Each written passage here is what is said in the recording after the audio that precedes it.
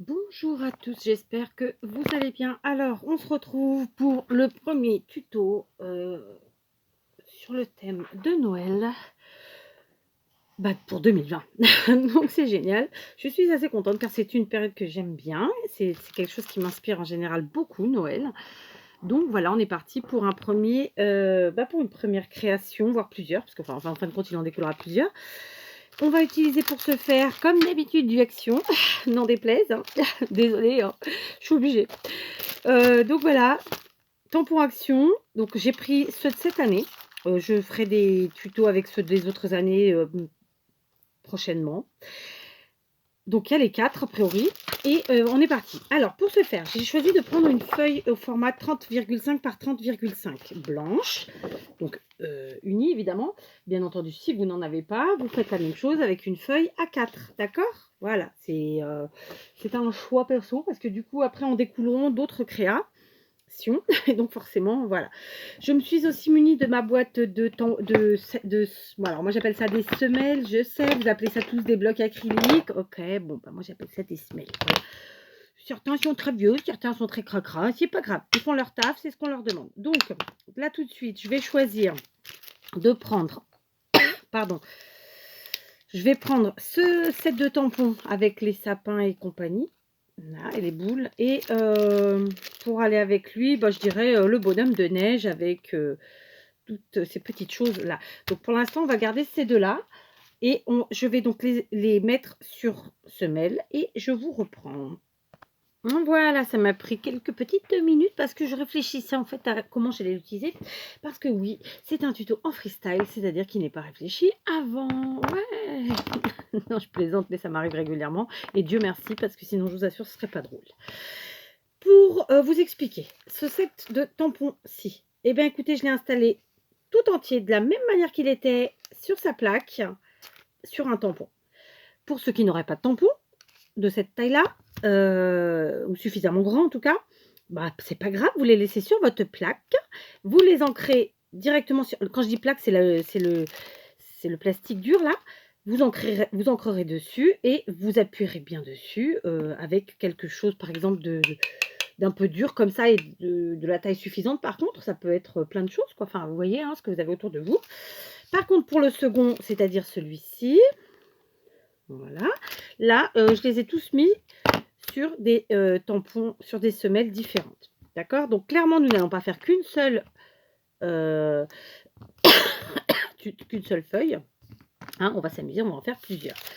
Pour ce qui est des encres, j'ai choisi de prendre mes encres de chez Stampin' Up. Vous prenez ce que vous avez, ok? Vous vous adaptez, bien entendu. Donc, clairement, à la fin, moi, je veux quelque chose d'un peu vintage. Là, aujourd'hui, en tout cas, où je pense que je partirai sur quelque chose d'un peu vintage. Donc là, j'ai choisi de prendre un marron. Donc, c'est le marron, le taupe, comme ça. Je pense que je vais devoir me lever hein, pour faire tout ça, n'est-ce pas? Donc, je vais en fait tamponner mon... Je vais tamponner, non, je vais appuyer sur mon truc là. Et du coup, je vais voir que j'ai pas bien appuyé. Vous voyez? Et du coup, c'est pas parfait. Mais c'est pas grave, puisque c'est une... On fait une... comment je pourrais dire ça? On fait une feuille, mais après, il y aura d'autres choses dessus. Hein. Donc, c'est pas gravissime. C'est mieux.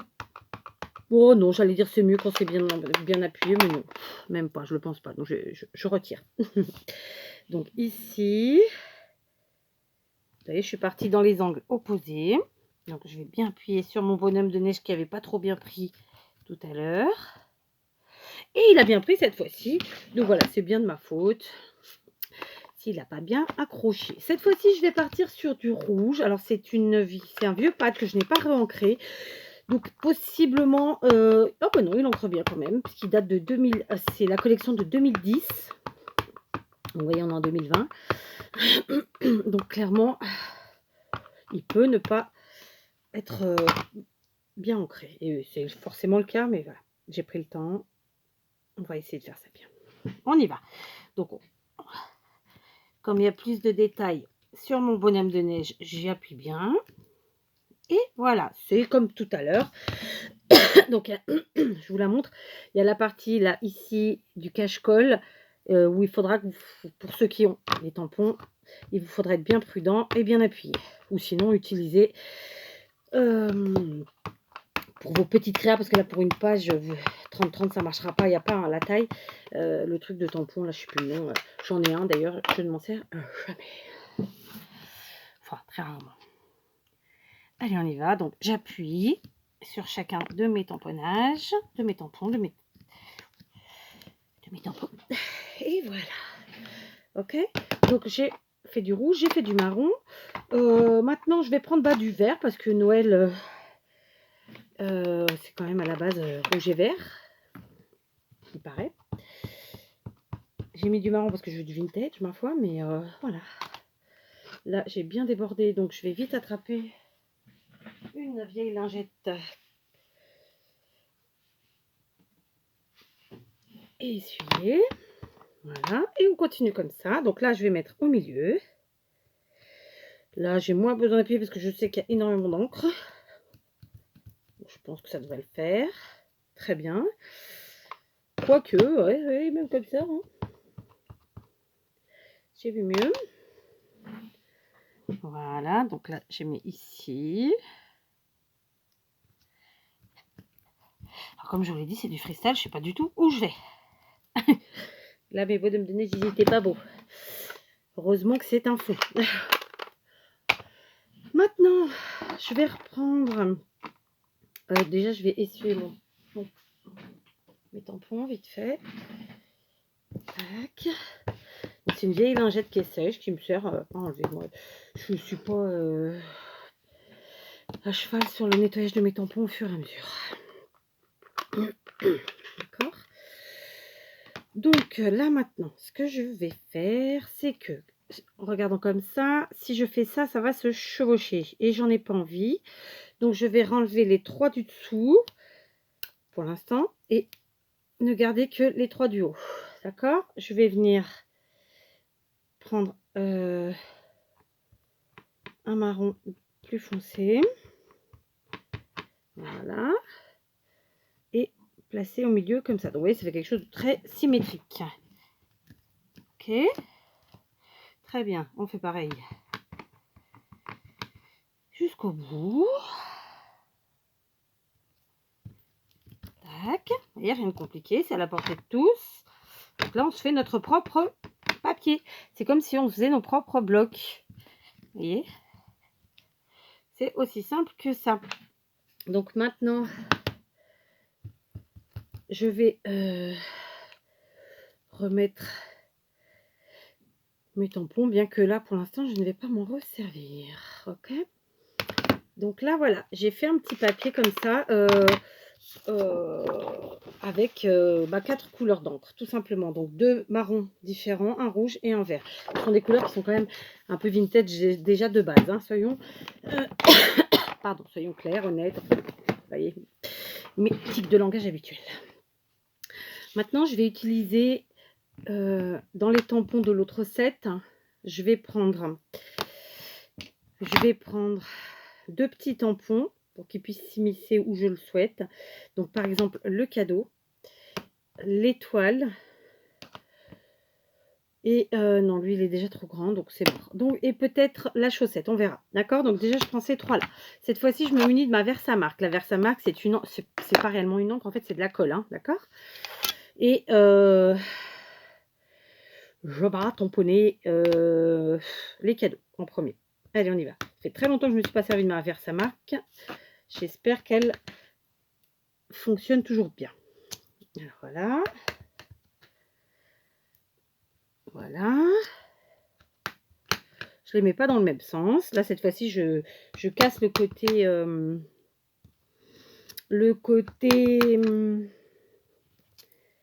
rectiligne, parfait. Vous voyez ce que je veux dire? Donc, en fait, je vais faire se superposer de l'encre dit normale. Et ensuite, eh bien, tout simplement, de la poudre à embosser. Donc, pour ce faire, ici, j'ai choisi de prendre du doré. D'accord. Hop, je vais donc tout simplement saupoudrer. Alors, vous ne le voyez peut-être pas de là où vous êtes, mais moi je les vois. Alors, où c'est que j'en ai un que je puisse vous montrer? Est-ce que vous le voyez? Il est par là, voilà. Donc, je vais saupoudrer tous mes tamponnages dans un premier temps. J'y vais gaiement, n'a pas peur, comme je dis souvent. D'accord. Donc, ensuite, je vais évidemment, pour ceux qui connaissent déjà, chauffer avec mon heat gun pour faire l'effet escompté. D'accord, donc c'est de la poudre à embosser. Donc, voilà, on s'en sert comme ça. Ah, j'ai fermé, non, je ne ferme pas du tout. Donc, je viens récupérer en la faisant glisser. J'en ai oublié un quelque part ou pas? Non, je n'en ai pas oublié. Donc, vous voyez, on les voit, ils sont là. Donc, maintenant, je vais récupérer évidemment ma poudre à embosser. Pardon. Ma petite crève est partie, mais j'ai régulièrement des petits chats dans la gorge.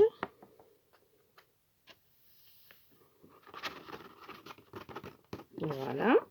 Maintenant, je vais me munir de mon pistolet et je vais donc passer au heat gun mes tamponnages pour les faire sécher et je vous reprends. Donc, juste pour que vous voyez, pour ceux qui seraient dubitatifs par rapport à ce genre de matériel. Là, on a la poudre embossée, pas encore chauffée. Et là, vous voyez, elle est chauffée. Donc là, elle est foncée. Et si je passe mon doigt dessus, elle s'en va.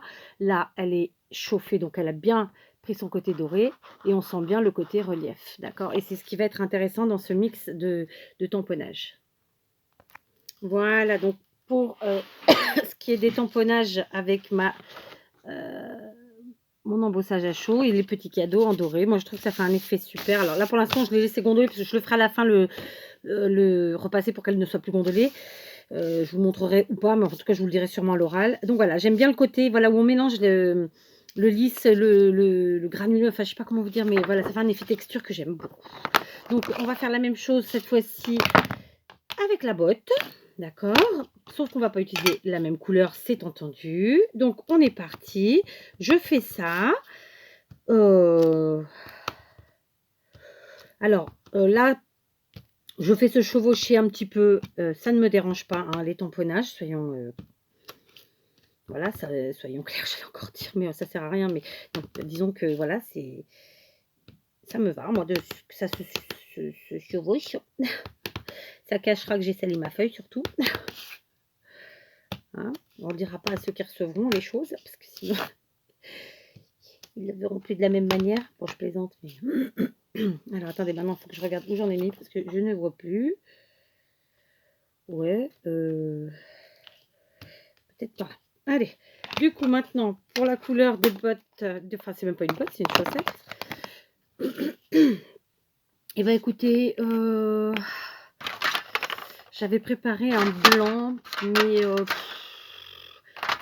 c'est plus jaune, là, c'est transparent pailleté. Tiens, allez, on va se faire un transparent pailleté. Je sais pas, j'ai réfléchi. Ouais, transparent pailleté, non, on va faire celui-là. Allez, je reprends ma feuille. Ok, je vais passer un peu partout, n'est-ce pas? Alors là, évidemment, c'est des couleurs qu'on voit beaucoup moins pour les... Enfin, comme ça, visuellement, vous en caméra, je parle. Hein. Mais clairement, ça fait tout son effet. Je vis dans un pays qui est très humide, ce qui fait que régulièrement, en fait, j'ai du matériel qui s'abîme beaucoup. Ma phrase n'est pas correcte, mais je pense que la plupart auront compris. Donc là, par exemple, je voulais me servir d'un produit, ce n'est pas du tout celui-là que j'avais pensé prendre au départ. Et ben, je ne peux pas parce qu'ils ont l'humidité les a... Alors, peut-être pas flingué parce que je pourrais peut-être réussir à en faire quelque chose, mais disons qu'à modifier l'aspect, à modifier la texture, et donc dans l'état, c'était pas ce que je voulais. Bref, donc là on le voit, la poudre elle est légèrement collée, c'est vraiment l'humidité quoi. Donc faut pas hésiter, enfin moi j'hésite pas du coup à en mettre pas mal parce que sinon on verra que dalle. Est-ce que j'en ai encore sur le haut? Oui, il y en a encore sur le haut. D'ailleurs j'en ai superposé deux sans le vouloir, vous voyez. Je savais bien que j'avais déjà tamponné au même endroit. Voilà, donc là, si vous regardez, on les voit légèrement. Vous voyez, celle-là, elle est superposée. Il y en a une là. Voilà. Donc, je vais faire pareil avec mon heat gun et je vous reprends. Alors, je vous reprends bien après. Donc, je crois que je vous laisser quand je séchais mes petites bottes. Alors, c'est un blanc transparent. Donc, à voir, vous voyez, vous en voyez une ici. C'est pas flagrant, disons, à la caméra, mais ça se voit bien en réalité. J'ai aussi tamponné ma petite étoile et j'ai cette fois-ci fait avec de la poudre noire. La poudre noire étant une grosse daubouille. Au début, je me suis dit, tiens, je vais bien nettoyer, je vais faire. Et puis finalement, à la fin, je me suis dit, non, je vais pas. Et puisque je suis partie sur du vintage, j'ai laissé en fait de ci, de là un petit peu de poudre noire et j'ai quand même embossé. Et ce qui fait que ça nous fait un petit effet genre de poudre d'étoile. Vous voyez ce que je veux dire? Donc j'aime bien. Et je vous ai repris pour finir avec vous. Et en fait, cette fois-ci, je vais prendre de la poudre à embosser pailletée. D'accord. Je vais en mettre juste... en fait, je vais en mettre juste pour dire que j'en mets. Parce qu'en fait, l'objectif, vraiment, c'est de faire comme j'ai fait là pour la poudre noire. En fait, c'est d'embosser à certains endroits. Vous voyez, alors que j'ai pas mis de tampon, hein, clairement. C'est juste pour donner un petit effet supplémentaire, vous voyez. Donc là, je vous montre. C'est pas embossé, bien entendu. Hein. Donc je suis obligée de reprendre une feuille propre parce que j'ai flingué ma grande feuille là. Et enfin, c'est pas qu'elle est flinguée, c'est que là, je peux pas, dans l'état, je peux pas m'en servir. Donc j'enlève comme ça. Clairement, il en reste plein, plein, plein, vous la voyez. Et attendez, je récupère ça. Hop. Voilà, et du coup, je vais prier de mille feux. Du coup, je vais évidemment passer tout ça au heat gun. Donc, je vous montre. Vous voyez, ça brille de partout. J'ai évidemment pas utilisé d'encre, hein, ça c'est évident. Je vais donc utiliser mon heat gun pour faire l'effet souhaité, à savoir que ça devienne du permanent, quoi, hein, tout simplement. Tout à l'heure, j'ai dit sécher, c'était pas vraiment le mot, hein, mais bon, vous l'aurez compris. Je vous ai bougé, quoi. Donc, je fais ça. Je vous évite de le faire en vidéo. Pourquoi? Parce que tout simplement, c'est très, très bruyant. Sinon, ça nécessiterait un montage, ce que je ne fais pas, ou le moins possible. Sachez que moi, je le fais donc avec des produits donc par exemple, Aladdin, ici, le heat gun, je ne sais même plus la marque, mais clairement, il n'y a pas très longtemps, c'est ça, il y a eu des kits chez Action, donc n'hésitez pas à vous en servir pour ça. Je vous laisse, je vous reprends quand c'est fait. Voilà, alors, j'ai triché, je vous l'avoue. Ça n'a pas fait l'effet que je souhaitais en fait avec la Versamark et la poudre. Donc je vous rappelle que c'est de la poudre transparente pailletée, d'accord, de chez Aladdin. En fait, je suis allée chercher ma colle en spray. Donc c'est celle-ci, je l'achète chez Lidl, moi, je sais plus le prix. J'ai pchité toute ma feuille, de loin et assez rapidement, n'est-ce pas? Et ensuite, j'ai remis ma poudre pailletée. Et ensuite, j'ai passé mon heat gun. Et du coup, j'ai toute ma feuille qui est comme je le voulais, comme ça, avec ce petit côté brillant, puisque Noël, c'est quand même, ça doit être brillant de mille feux, vous voyez? J'ai fait ça partout. Donc, bien sûr, ça m'a pris un certain temps, puisqu'après, il faut repasser le heat gun absolument partout. Donc, puisqu'on a dit qu'on partait sur une page un peu vintage, n'est-ce pas? On va la vintagiser un peu quand même, hein, parce que là, comme ça, elle n'est pas super vintage non plus. Pour ce faire, je vais prendre tout simplement une Distress marron. Là, je vais prendre la vintage photo, ma foi. D'accord. Et tout simplement, je vais venir, eh bien, ancrer les bords. D'accord.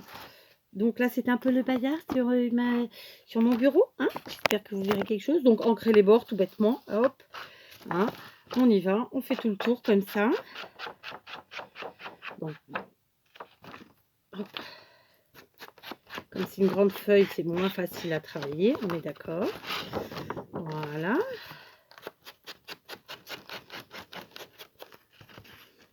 Moins facile. Je m'entends. C'est pas non plus une catastrophe. Voilà.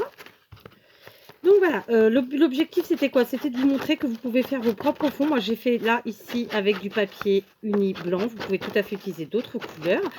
Et vous pouvez aussi utiliser des papiers qui ne soient pas unis. Vous pouvez vous-même faire déjà des fonds avec, je veux dire, des poids, des rayures, des machins. Puis ensuite, y mettre vos tampons. Enfin voilà, il y a moyen de faire plein de fonds avec des mêmes sets de tampons et des fonds tout à fait différents. Donc voilà, là j'ai juste ancré pour vieillir un chouïa, une chouillette. Après, j'hésite pas à passer comme ça.